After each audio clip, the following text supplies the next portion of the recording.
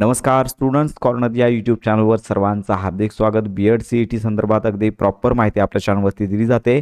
आजच्या व्हिडिओ लेक्चरमध्ये शिक्षक अभिक्षमता यावर 50 प्रश्नांचा सराव करणार आहोत। चला तर वेळ न घालवता व्हिडिओला सुरुवात करूया। सगळ्यात पहिला प्रश्न आहे, अनौपचारिक शिक्षण म्हणजे नक्की काय? लक्षात घ्या, औपचारिक आणि अनौपचारिक सगळ्याच दृष्टीने महत्त्वाचं असं अनौपचारिक शिक्षण आहे आणि याच्यामध्ये नक्की काय तर अभ्यासक्रम पूर्ण करण्यासाठी दिलेली सूट असते, म्हणजेच अनौपचारिक शिक्षण होय। केवळ शाळेत बसून घेतले जाणारे शिक्षण म्हणजेच अनौपचारिक शिक्षण होय। कालावधी, अभ्यासक्रम व शिक्षण साहित्य यात लवचिकता पाळणे म्हणजेच अनौपचारिक शिक्षण होय आणि आजारी मुलांसाठी केलेली विशेष सोय म्हणजेच अनौपचारिक शिक्षण होय। तर याचं अचूक उत्तर आहे कालावधी, अभ्यासक्रम व शिक्षण साहित्य यात लवचिकता पाळणे होय। कारण का अनौपचारिक शिक्षणाचे मुख्य वैशिष्ट्य म्हणजेच नियमांचे कडक बंधन नसणे आणि लक्षात घ्या सर्व संकल्पना स्पष्ट करून सर्व पायाभूत मूल्यांचा विकास करणे हेच अनौपचारिक शिक्षणाचे महत्त्वाचे वैशिष्ट्य आहे। दुसरा प्रश्न आहे, ऑपरेशन ब्लॅकबोर्ड या मोहिमेचा मुख्य उद्देश काय होता? पहिला आहे, खडूफळा याचा वापर अनिवार्य करणे, प्राथमिक शाळांना पुरवल्या जाणाऱ्या सुविधांत वाढ करणे, सर्व फळे केवळ काळ्या रंगाचे करणे, शिक्षकांना फळा वापरण्यास सक्ती करणे। तर याचं अचूक उत्तर आहे की ऑपरेशन ब्लॅकबोर्ड प्राथमिक शाळांना पुरवल्या जाणाऱ्या ज्या सुविधा आहेत तर यामध्ये भौतिक सुविधा असतील तर शाळांना किमान भौतिक सुविधा आहेत या मिळाव्यात आणि त्या पुरवठ्यावरती म्हणजेच त्या सुविधा पुरवठ्यावरती भर द्यावा यासाठी ऑपरेशन ब्लॅकबोर्ड ही मोहीम राबवण्यात आली होती। प्रश्न क्रमांक 3, राष्ट्रीय शैक्षणिक धोरणानुसार पूर्वीचा आकृतिबंध कोणता होता हे सगळ्यांना माहिती असणं गरजेचं आहे। तर पूर्वीचा आकृतिबंध 10+3+2, 10+2+3, 10+2+2 किंवा 10+1+1। तर हा जो आकृतिबंध होता 10+2+3, तर हा आकृतिबंध म्हणजेच लक्षात घ्या पहिला शालेय शिक्षण जे आहे ते पहिलं शालेय शिक्षण 10 वर्षांपर्यंत, त्याच्यानंतर 2 वर्ष कनिष्ठ महाविद्यालय आणि 3 वर्ष पदवी। तर म्हणजेच लक्षात घ्या हा अशा प्रकारचा आकृतिबंध सध्या आणि अशा प्रकारचा आकृतिबंध पूर्वी अंमलात आणलेला होता। आता नव्याने आकृतिबंध निर्माण झालेला आहे NEP 2020 नुसार, याची माहिती देखील आपण पुढे घेणार आहोत। प्रश्न क्रमांक 4, घटनेनुसार किती वर्षापर्यंतच्या मुलांना लक्षात घ्या किती वयापर्यंतच्या मुलांना मोफत व सक्तीचे शिक्षण देणे बंधनकारक आहे? तर याच्यामध्ये 15 वर्षे, 18 वर्षे, 16 वर्षे, 14 वर्षे। तर याचं अचूक उत्तर आहे वयाच्या 14व्या वर्षापर्यंत भारतीय राज्यघटनेने 6 ते 14 वर्ष वयोगटातील मुलांना मोफत व सक्तीच्या शिक्षणाची अंमलबजावणी सोय केलेली आहे। 5वा प्रश्न आहे, विशिष्ट ठिकाण किंवा परीक्षेचे बंधन नसलेले शिक्षण म्हणजे औपचारिक शिक्षण, तांत्रिक शिक्षण, प्रत्यक्ष शिक्षण, अनौपचारिक शिक्षण। सगळ्यांना माहिती आहे विशिष्ट ठिकाण किंवा परीक्षेचे बंधन नसलेले शिक्षण म्हणजेच अनौपचारिक शिक्षण होय। NCERT या संस्थेचे पूर्ण नाव खालीलपैकी कोणते? National Council of Education Research and training, national commission for education, national council for employment यापेक्षा वेगळे। तर याचं अचूक उत्तर आहे NCERT या संस्थेचे पूर्ण नाव National Council of Education Research and Training Centre. तर ही संस्था भारतातील शालेय शिक्षणाचे धोरण आणि संशोधन सांभाळणारी सर्वोच्च संस्था NCERT मानली जाते। याच्यानंतर पुढचा प्रश्न आहे, दूरदर्शन हे शिक्षणाचे प्रभावी माध्यम मानले जाते कारण का डोळे व कान या दोन्ही ज्ञानेंद्रियांना त्याद्वारे चेतना मिळते, ते खूप स्पष्ट दिसते, ते अधिकृत माहिती देते, ते उपग्रहावर चालते। याचा अचूक उत्तर आहे डोळे, कान व ज्ञानेंद्रिय जे आहे तर यांना लक्षात घ्या दृश्य आणि श्राव्य अशा दोन्ही माध्यमांचा वापर केल्यामुळे आकलनाची प्रक्रिया प्रभावी असल्यामुळे दूरदर्शन हे डोळे, कान आहे तर यांच्या माध्यमातून लक्षात घ्या प्रभावी साधन आहे। याच्यानंतर लक्षात घ्या 8वा प्रश्न आहे, UGC विद्यापीठ अनुदान आयोग खालीलपैकी कोणते महत्त्वाचे कार्य करते?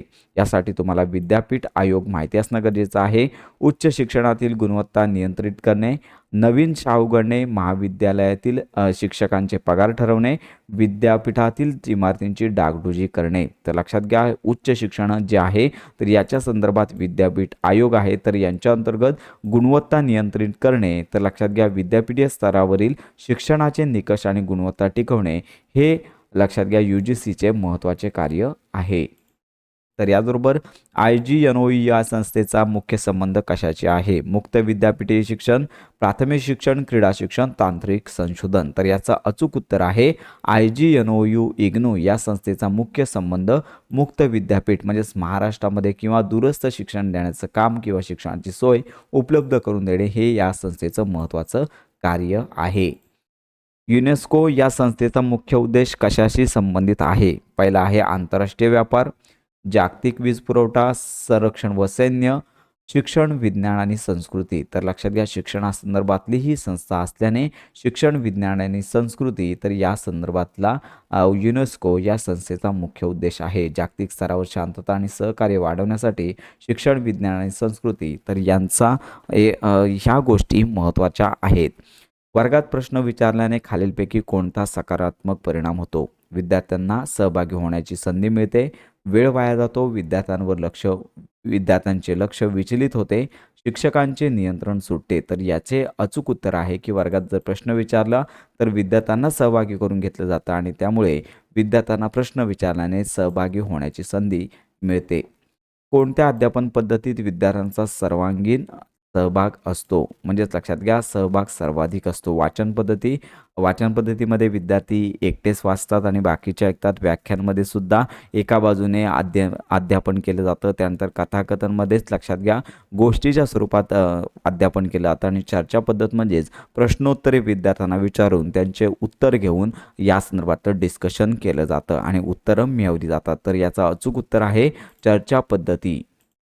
शिक्षकाने विद्यार्थ्यांना स्वयं अध्ययनास प्रोत्साहित का करावे?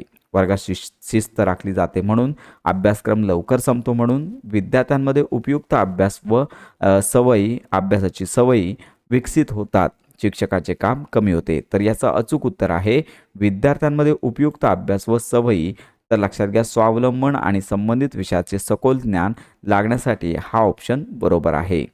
याच्यामुळे विद्यार्थी स्वयं अध्ययनास प्रोत्साहित होतात. प्रश्न क्रमांक 14, वर्गात फळ्याचा वापर केल्यामुळे काय होते? फळा म्हणजेच ब्लॅकबोर्ड. विद्यार्थ्यांच्या मनात विषयाची दृश्य प्रतिमा निर्माण होते, केवळ गृहपाठ देणे सोपे होते, केवळ वेळ वाया जातो आणि विद्यार्थ्यांचे लक्ष विचलित होते. तर याचं अचूक उत्तर आहे विद्यार्थ्यांच्या मनात विषयाची दृश्य प्रतिमा निर्माण होते. म्हणजेच आपल्याला जे काय शिकवायचं आहे ते फळ्यावरती मूर्त स्वरूपातल्या अमूर्त स्वरूपामध्ये फळ्यावरती येतं, आकृती कळते किंवा शब्दसंग्रह कळतो आणि याच्यातूनच आपल्याला लक्षात घ्या जी काही संकल्पना आहे ती स्पष्ट होत असते. त्यानंतर पुढचा प्रश्न आहे उच्च माध्यमिक स्तरावर सध्या कोणती पद्धती सर्वाधिक वापरली जाते? उच्च माध्यमिक स्तर तुम्हाला माहिती पाहिजे, माध्यमिक स्तर माहिती पाहिजे. तर याच्यामध्ये अवलोकन पद्धती, व्याख्यान पद्धती, खेळ पद्धती, चिंतन पद्धती. तर याचं अचूक उत्तर आहे व्याख्यान पद्धतीचा वापर मोठ्या वर्गांमध्ये माहितीची देवाणघेवाण करण्यासाठी वापरला जातो.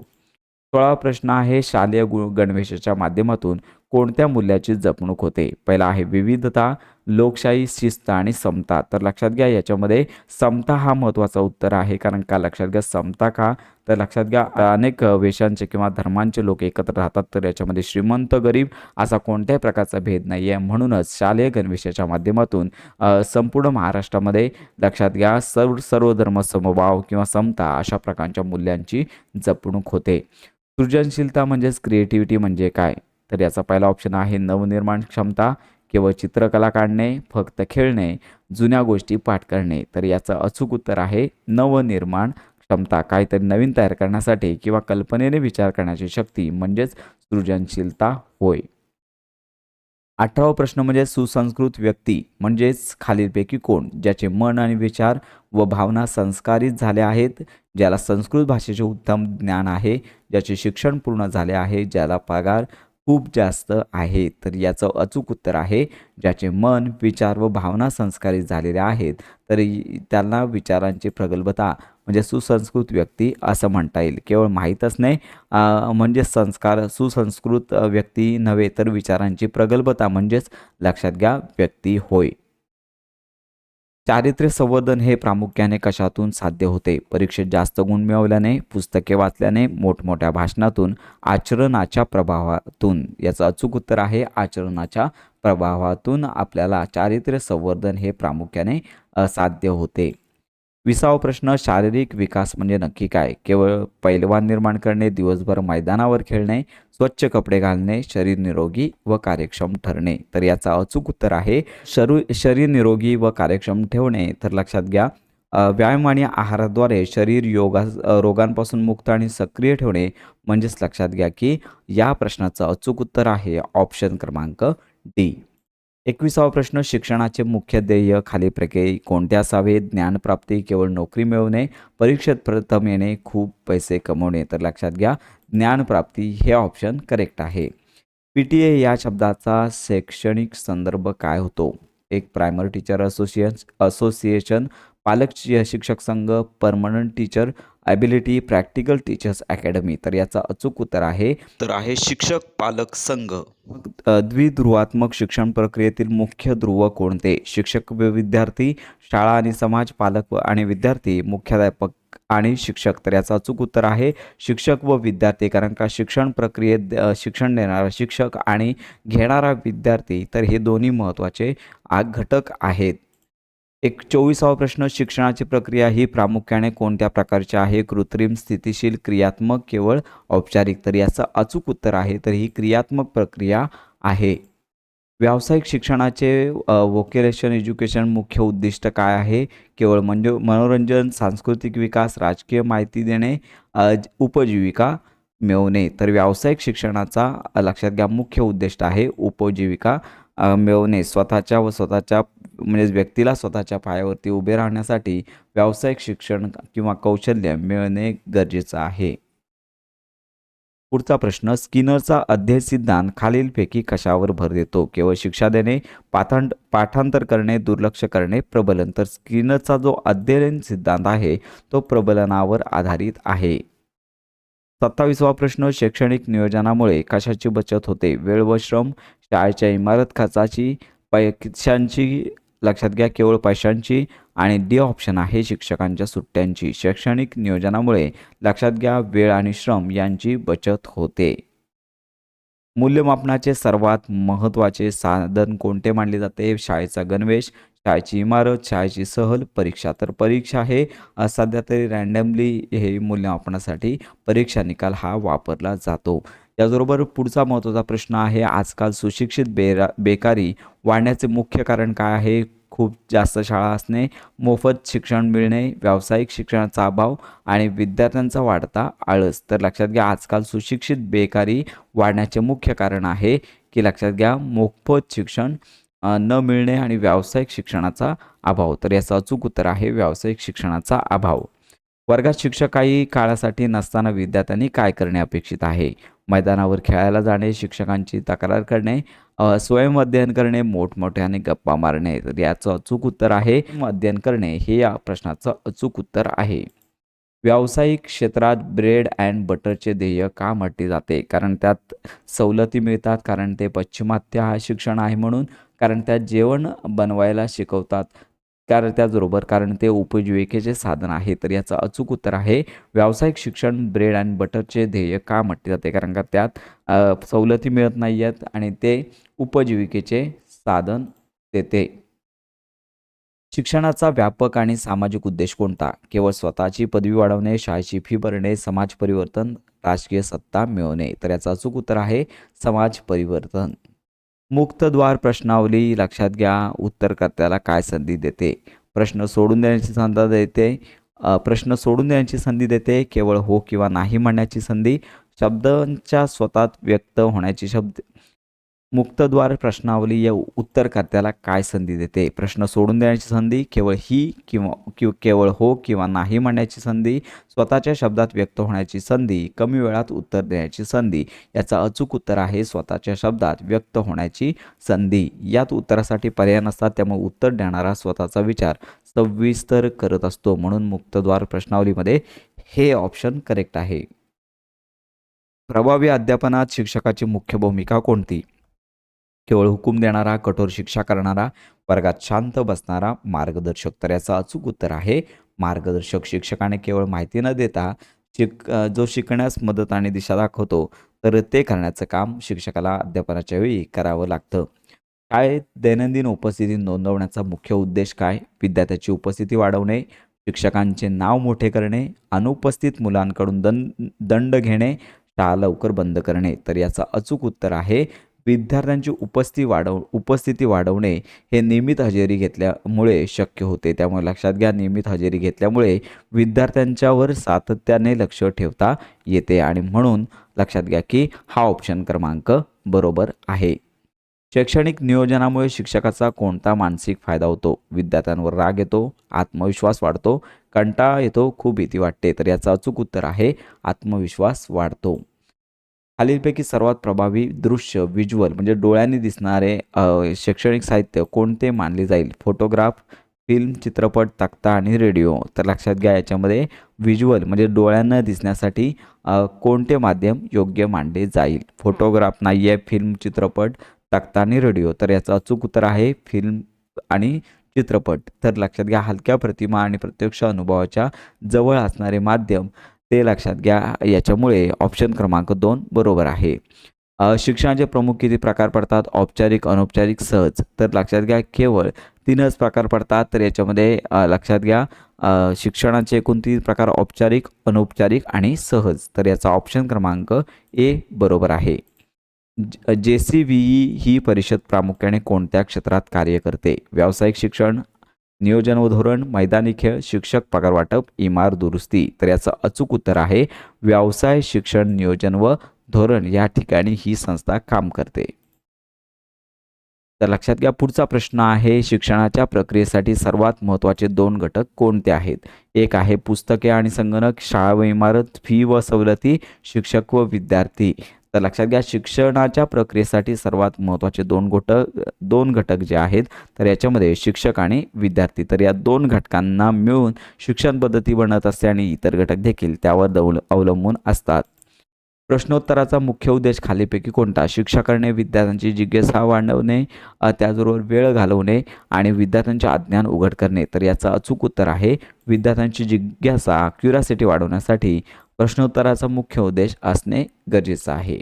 आजच्या शिक्षण पद्धतीत सर्वात मोठा दोष कोणता मानला जातो? वाचनाची कमतरता, ज्ञानाचा व्यावहारिक उपयोग न करता येणे, जास्त सुट्ट्या असणे, खूप जास्त खेळणे. तर याचं अचूक उत्तर आहे की आजच्या शिक्षण पद्धतीत सर्वात मोठा दोष कोणता? वाचनाची कमतरता, ज्ञानाचा व्यावहारिक उपयोग न करता येणे हा महत्त्वाचा दोष आहे. विद्यार्थी वर्गामध्ये शिकतात पण दैनंदिन जीवनामध्ये लक्षात घ्या शिकलेल्या भागाचा वापर करत नाहीत.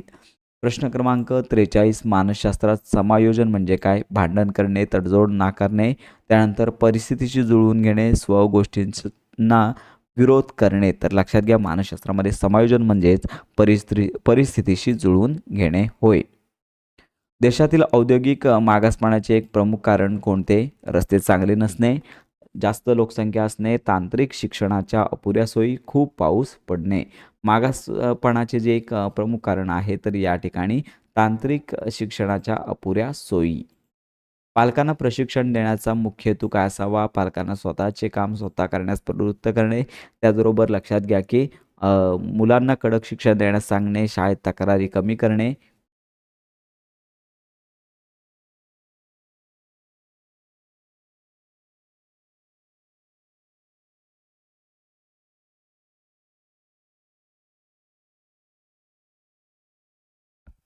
ऑप्शन आहेत पालकांना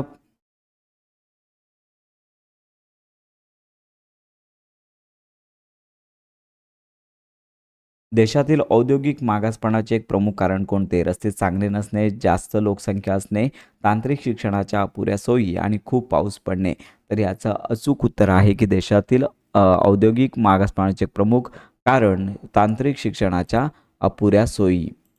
प्रश्न क्रमांक 45 पालकांना प्रशिक्षण देण्याचा मुख्य हेतू काय? पाल्यांना स्वतःचे काम स्वतः करण्यास प्रवृत्त करणे, मुलांना कडक शिक्षा देण्यास सांगणे, शाळेत तक्रारी कमी करणे आणि शाळेची फी वेळेवर भरणे. तर अशा प्रकारची माहिती येथे देण्यात आली आहे. तर याचं अचूक उत्तर आहे पालकांना प्रशिक्षण देण्याचा मुख्य हेतू की लक्षात घ्या याच्यामध्ये ऑप्शन जो आहे तर याच्यामध्ये शेवटचा ऑप्शन गेलेला आहे, दुसरा ऑप्शन गेलेला आहे, तिसरा ऑप्शन गेलेला आहे पाल्यांना स्वतःचे काम स्वतः करण्यास प्रवृत्त करणे. तर याचा हा मुख्य हेतू आहे.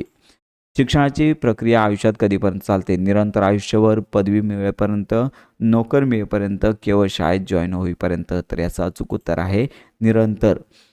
व्यक्तीचे चारित्र्य कशावरून सर्वात जास्त पारखले जाते? केवळ पदवीवरून, महागड्या कपड्यातून, आचरणातून, संपत्तीहून. याचं अचूक उत्तर आहे आचरणातून.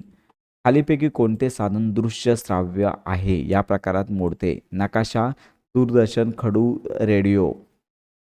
तर लक्षात घ्या याचं अचूक उत्तर आहे दूरदर्शन. दूरदर्शनवर ते सर्व प्रकारचे मुलांच्या लहान वयोगटातील बालकांच्या मनोरंजनाचे कार्यक्रम दाखवले जातात. त्यामुळे लक्षात घ्या यासाठी ऑप्शन क्रमांक 2 हे करेक्ट आहे. वर्गात विद्यार्थ्याचा सहभाग वाढवण्यासाठी सर्वात चांगला मार्ग कोणता? तर लक्षात घ्या विद्यार्थ्यांचा सहभाग वाढवण्यासाठी चर्चा व प्रश्नोत्तरे, वर्गाबाहेर काढून देणे, विद्यार्थ्यांना ओरडणे, केवळ पुस्तकी वाचन. तर याचं अचूक उत्तर आहे चर्चा व प्रश्नोत्तरे. शेवटचा प्रश्न आहे याच्यामध्ये लक्षात घ्या. तर याचबरोबर शैक्षणिक नियोजनाचे अंतिम साध्य काय असते? शिक्षकांना जास्त काम देणे, निर्धारित उद्दिष्टांची पूर्तता, केवळ वेळ न घालवणे. लक्षात घ्या वर्गातील गोंधळ वाढवणे. तर याचा साध्य काय आहे? तर याच्यामध्ये निर्धारित उद्दिष्टांची पूर्तता करणे. आधुनिक शिक्षण पद्धती शिक्षणाचा केंद्रबिंदू कोण असावा? विद्यार्थी, मुख्याध्यापक, शाळेतील इमारत. लक्षात घ्या केवळ पाठ्यपुस्तके. तर याचं अचूक उत्तर आहे निर्धारित उद्दिष्टांची पूर्तता करणे. तर यानंतर पुढचा प्रश्न आहे आधुनिक शिक्षण पद्धतीमध्ये शिक्षणाचा केंद्रबिंदू विद्यार्थी, मुख्याध्यापक, शाळेची इमारत, पाठ्यपुस्तके. तर याचं अचूक उत्तर आहे विद्यार्थी. शिक्षणातून विद्यार्थ्यांमध्ये काय निर्माण होते हे सर्वात आवश्यक आहे. सुजाण नागरिकत्व, केवळ श्रीमंती, केवळ तांत्रिक कौशल्य, केवळ खेळाडू. तर याचं अचूक उत्तर आहे सुजाण नागरिकत्व. तर अशा प्रकारे लक्षात घ्या. तर अशा प्रकारे BEd CET संदर्भात आजच्या भागामध्ये शिक्षक अभियोग्यता या संदर्भात माहिती पाहिली. तर ही महत्त्वाची माहिती सर्वांपर्यंत नक्की शेअर करा.